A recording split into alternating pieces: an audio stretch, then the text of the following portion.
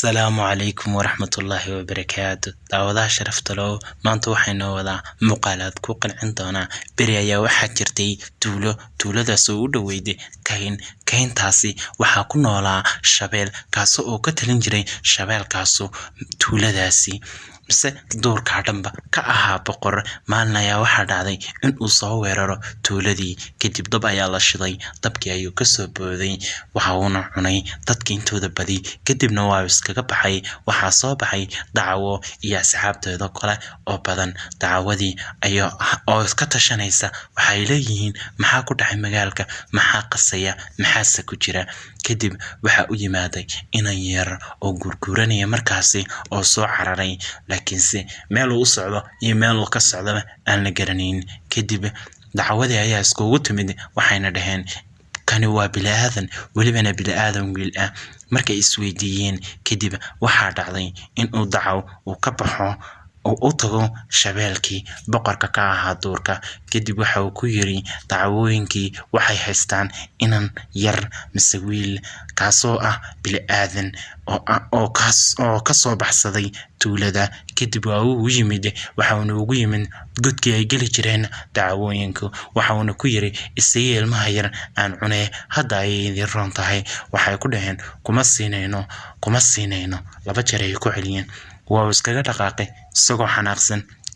kadib waxa uu ku celiyay inuu dhaho haddii aad maanta siin weydaan maalnayaan halkayga ku cuni doonaa wadidinkuna indihiina ku arki doontaan waxay ku dhaheen haddii aad rajaynaysid rajadaba ma dhamaatee iska rajayso laakiin intaan noolahay waxaad cunaysaa ma jirto ayay ugu jawaabeen ayaguna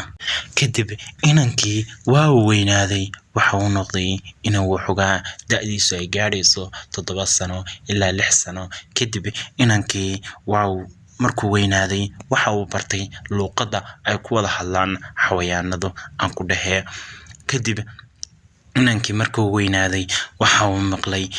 maalmaha kamid ah ayaa waxa u soo dhacay daanyeer waa uu qaatay inankii waxa ayna geysteen qayb kamid ah kaynta uu leeyahay daanyeerku uu galo kadib daanyeerkii ayaa waxa uu yimaaday labadiisi saaxiib ee inanka yar kadib labadii saaxiib ee xawayaanka ahaan ku dhahay ayaa waxay soo kaxaysteen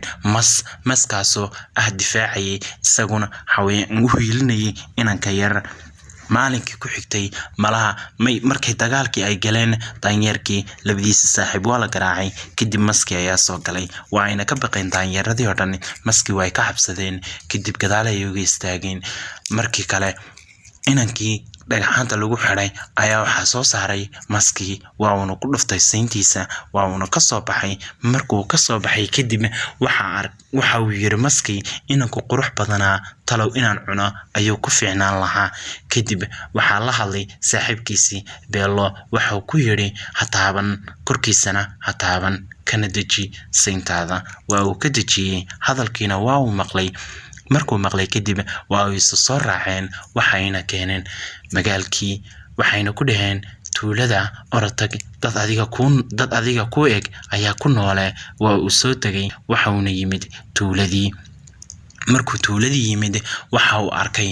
dad sidiisoo kala balse dadkii tuulada joogay inanka waa ay ka cabsadeen waxay ku dhaheen sideebuu kayntan uga soo dhaxbaxay inankani oo ugu noolaa halkaasi su'aalo markay isweydiiyeen kadib inanku luqadda maba garanayo ay ku wada hadlaan bilaadanku kadib waxa uu isweydiiyay isagu inuu la hadlo dadkii una barto luqadda ay ku wada hadlayaan dadkaasi marka ay luqadii uu bartay kadib waxa uu isweydiiyay jinsiyadiisu waxa ay tahay kadib waa uu shaqaystay markuu shaqaystay kadib ayaa waxa uu yimaaday labadii dacawe yaryar ee la koray isaga waxayna ku dhaheen anagu ma nihin walaalkaaga saxda mana nihin isku dhiigi isku mana ekin isku mana ma nihin ayuu ugu celiyeen kadib markuu sidaa ugu jawaabay ayuu ku yiri waa maxay waxaad ku hadlaysaan hooyada waxa cunay shabeelkii weynaa ee ka talin jiray kaynta aabahana sidoo kale waxa uu yiri hooyaday waa ayo kolkaasuu ku yiri hooyada adigoo kale ayay ahayd balse waa la cunay. Kolkaasuu ku yiri ii sheega shabeelka halkuu galo waan u baahanahay aniguba maadaama hooyadii cunay aniguba waa inaan ka harsadaa ayuu ku yiri. Sidaa markuu ku jawaabay ayaa lagu yiri waxa uu soo kaxaystay ayuu xawayaan wixii joogay oo dhan balse dacwooyinkii oo dhanna way iskugu yimaadeen. Waxay u wada dhaqaaqeen halka uu isku qariyo shabeelku amase godkiisa uu galo shabeelku. Waa ayna galeen. Waxa uu arkay shabeelkii xawayaanadii oo dhan oo ku soo wada socda isaga keligii. Waa uu cararay godkiisii meeluu ka baxo ayuu garan waayay. Marka uu garan waayay ayuu isagu isku laabtay oo cararay orodku isdhigay ay soo daba ordeen malaha dhiiqo ayuu lugaha la galay kadibna waa uu ka bixi waayay. Way ku dul istaageen oo way wada dul mareen wixii xayawaan ahaa. Kadib naftii ayaa ka baxday. Inankii ayaa dul yimaaday shabeelkii. Waxa uu ka saaray maqaarkiisa kore. Marka uu ka saaray kadib